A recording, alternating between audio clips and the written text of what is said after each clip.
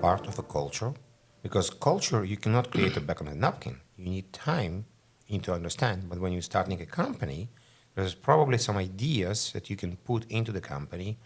What is the culture you expect? How do you want people to treat each other? What should be the team look like? Maybe you cannot know it fully when you're doing this, but eventually you will figure out. What was your kind of maybe secret sauce with the culture, or how you define trust or understood Yeah. that this is the person you trust? Yeah. So in my case,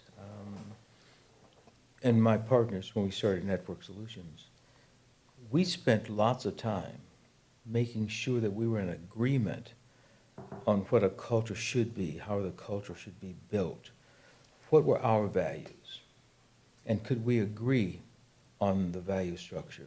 I think if you're lucky enough that you can spend some time with the people you plan to build with on the front end, talking about culture, understanding what it means to be trusting and trust. For example, we came up with a list of principles. Simple things like speak with good purpose. How many meetings have been redirected by someone talking negatively about an individual versus what the actions that need to be taken to move things forward? Make agreements that you can keep. Oh, but you can't always keep the agreement because you don't know everything. Well, if you can't keep the agreement you've made, make sure the person you made the agreement with is the first person to know and to understand that.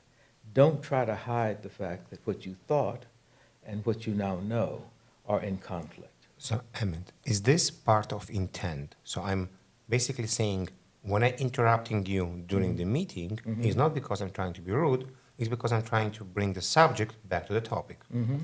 And this intent is part of the principle as well. Yes. We need to agree we're doing this way, that.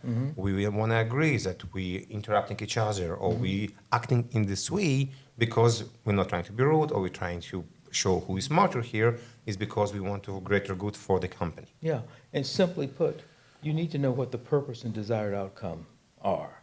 If everyone is clear on the purpose and understand the desired outcome you're trying to achieve, it makes the whole process of working together much simpler.